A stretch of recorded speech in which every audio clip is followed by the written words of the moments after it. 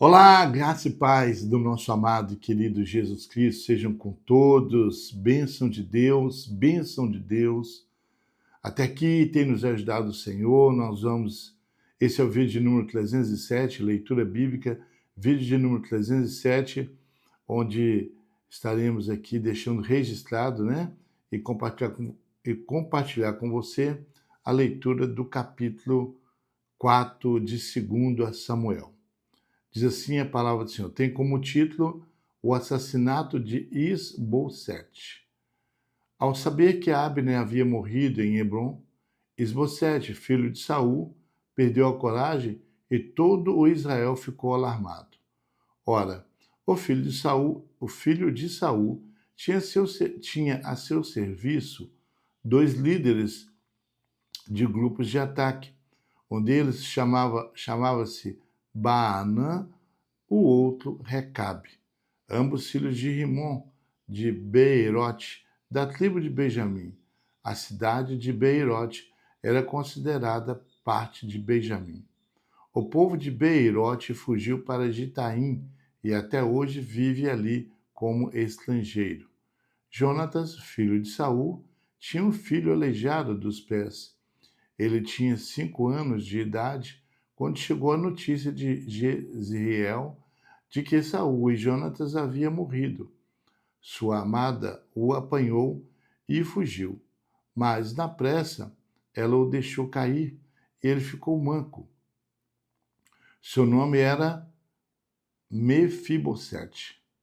Aconteceu então que Recabe e Maá e Baaná, filhos de Rimon, de Beerote, foram à casa de Isbosete, na hora mais quente do dia, na hora do seu descanso do meio-dia. Os dois entraram na casa como se fosse buscar trigo, traspassaram-lhe o estômago e depois fugiram. Eles haviam entrado na casa enquanto Isbosete estava deitado em seu quarto. Depois de traspassar e matar, cortaram-lhe a cabeça e, levando-a, viajaram toda a noite pela rota do Araba. Levaram a cabeça de Isbosete a Davi em Hebrom e lhe disseram: Aqui está a cabeça de Isbosete, filho de Saul, seu inimigo, que tentou tirar-te a vida.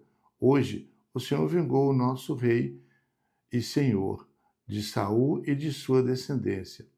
Davi respondeu a Recabe e a Baanã, seu irmão, filhos de Rimon de Beerote: Juro pelo nome do Senhor, que me tem livrado de todas as aflições.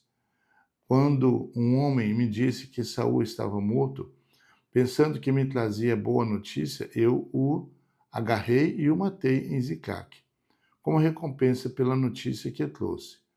Muito mais agora que homens ímpios mataram um inocente em sua própria casa e em sua própria cama. Vou castigá-los e eliminá-los da face da terra, porque vocês fizeram correr o sangue dele.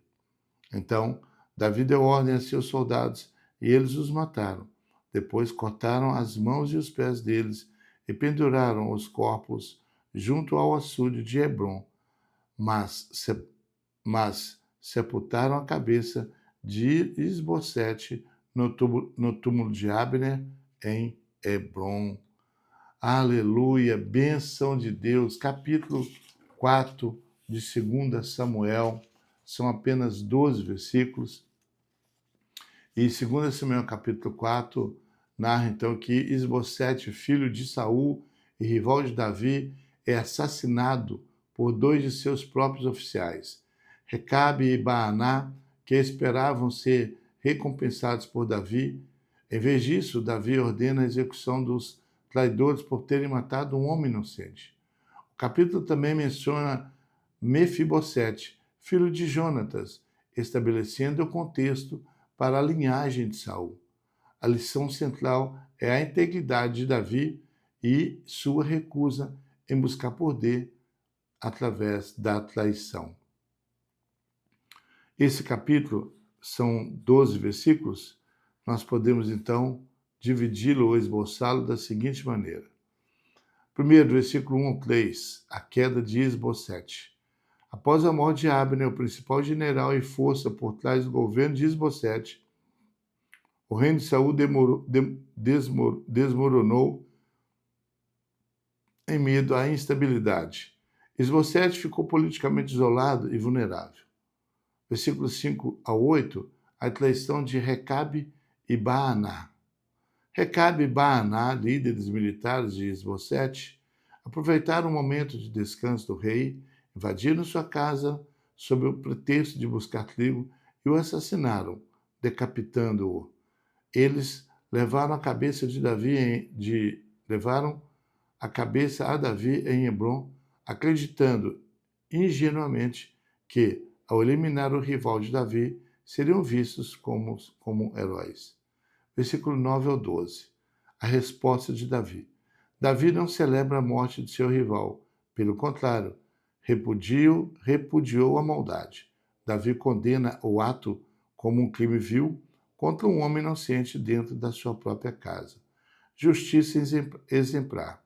Ele ordena a execução imediata de Recabe e Baaná. Davi demonstra que seu reino não seria construído sob sangue, traição ou oportunismo. Honra a memória de Saul. Ao ordenar a morte dos assassinos e sepultar a cabeça de Isbosete no túmulo de Abner, Davi reforça seu respeito pela casa de Saul, apesar da perseguição que sofreu no passado. Bem, uma nota aqui muito interessante sobre o versículo 4, que vai falar sobre Mefibosete, que era neto de Saul, filho de Jonatas, né? O texto faz uma pausa para mencionar Mefibosete, filho de Jonatas, que se tornou aleijado aos 5 anos durante a fuga após a morte de seu pai e avô. Esta menção é crucial por 2 motivos. Primeiro, continuidade. Mostra que ainda havia um descendente da linhagem de Saul. Contraste. A fragilidade de Mefibosete sublinha a falta de sucessores fortes para o trono de Saul, preparando o terreno para a soberania de Davi sobre todo Israel. Algumas lições nós podemos extrair desse texto, né, e trazer para nossas vidas nos dias de hoje. Primeiro, integridade acima de conveniência. Davi poderia ter se beneficiado politicamente da morte de Isbosete, mas escolheu o caminho da justiça e da moralidade. O perigo do oportunismo. Recabe e Maaná representam pessoas que buscam favores pessoais, traindo princípios e pessoas. Eles pagaram com a própria vida pela sua visão míope. Discernimento divino. O capítulo mostra Davi agindo com sabedoria, diferenciando um atalho para o poder de uma ação alinhada com a vontade de Deus. Amém? Bênçãos de Deus. Então fica aí a leitura do capítulo 4 de 2 Samuel. Um grande abraço, Deus te abençoe e até o próximo vídeo, querendo Deus.